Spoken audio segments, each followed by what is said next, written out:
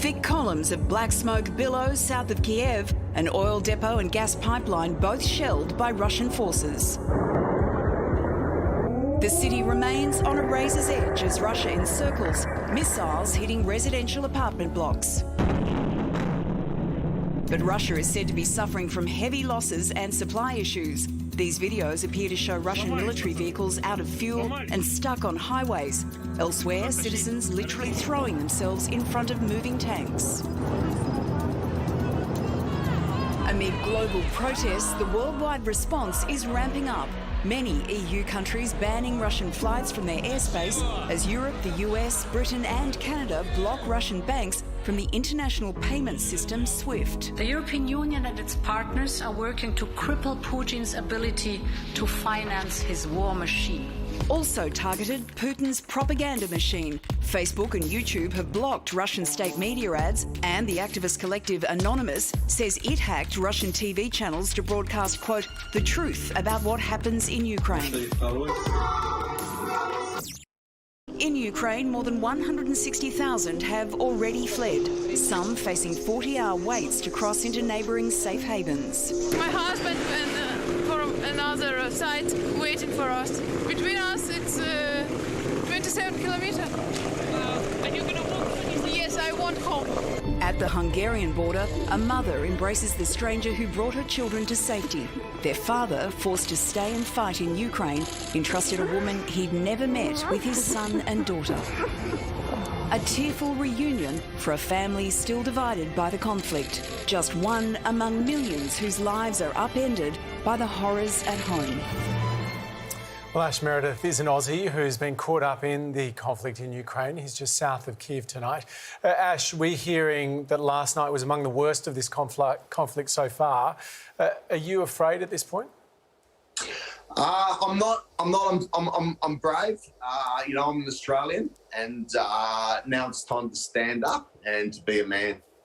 But what does that mean? What does that look like? You're facing the might of the Russian army that's rolling in pretty hard and fast. I think in stages, at times like this, it's fight or flight. And I decided I sent my wife and son to a safe house. And I came back to Kyiv to help the people. I've been here for 7 years. The Ukrainian people have been absolutely fantastic to me. And I thought rather than run, it's time to stay and help these people. I've been delivering power banks to the soldiers on the front line. I've been delivering water to elderly people in the shelters. I've been carrying people's luggage, bringing them drinks. I speak Russian and Ukrainian, so I've been trying to cheer people up and just help where I can. Ash, this is a situation a lot of us over here can't fathom being in, but I imagine that was a pretty hard chat to have with your wife. It was difficult. She's very worried. I've got Cassidy and Mitchell, 2 sons in Australia, and my mother in Australia also. They're very, very worried for me and concerned. It was a difficult decision, but I knew that my wife and child and my son Barry were safe, and I was confident in that. And I've been able to, thanks to the internet, have video chats with them every 5 minutes and make sure everything's fine. I've got plan A, plan B, plan C, in case of different things happen, how to get there. I've got a motorbike, I've got a car, I've got drivers. So, I had to work out a plan and reassure my wife and son that everything was going to be okay, and everything has been okay. So, Ash, are you prepared to take up arms? I have. I've got a gun. I've got a driver with a gun, and I don't think that I would be rushing towards the front to fight the Russians. It's just more for personal safety and for the safety of my family. Is there any set of circumstances, Ash, where you would leave? On Wednesday, the Russian Sukhoi fighter jets flying over Kyiv. That was the first sign when I was like, oh my God, this is not just bluff from Putin, this is actually happening.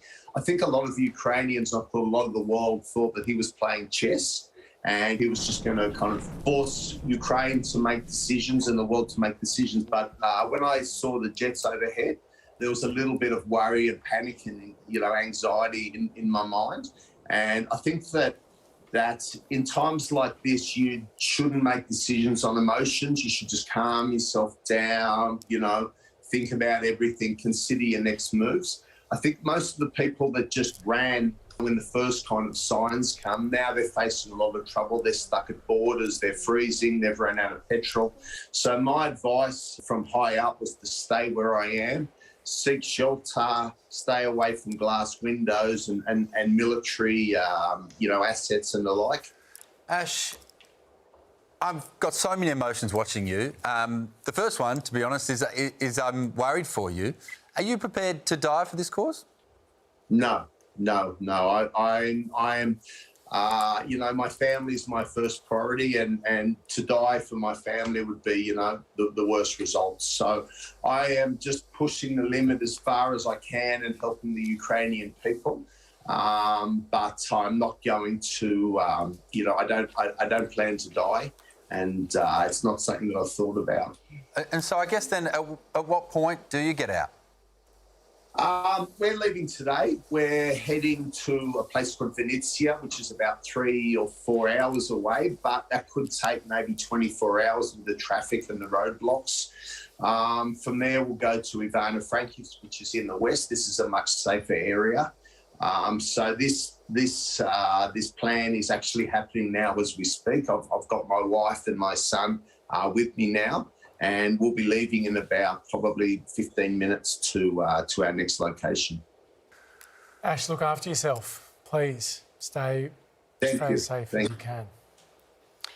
I don't know if you've seen the recent reports that Putin is apparently furious that after 4 days, not one single town or city in Ukraine has fallen to the Russian troops. And when you consider the sheer numbers that Russia has got, there's something like 2 million in the military in Russia, so that's a big force. There's only 361,000 in Ukraine, and yet that Ukrainian spirit we were just talking about is so strong, and Zelensky's courage with the posts that he's doing is obviously inspiring the people to stick around and fight. I mean, that courage there at the moment is amazing. There's clearly something instinctive about it, though, right? Like all these people that have, hopes and dreams and lives and jobs and families, their home has come under attack. Imagine it yourself. Your home city is sort of being bombed by another country. I think for a lot of people, it's not even a choice. It's, I'm doing this.